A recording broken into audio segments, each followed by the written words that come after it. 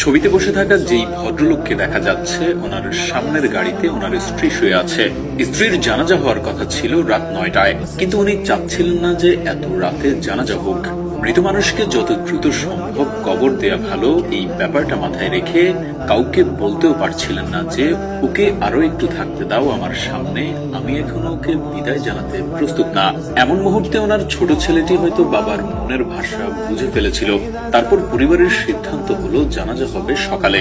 আরো কিছুটা সময় যেন স্ত্রীর পাশে থাকতে পারেন এই মানুষটি, যে সারা জীবন ভালোবেসেছেন এবং মৃত্যুর পরেও স্ত্রীকে একা ফেলে যেতে পারছেন না।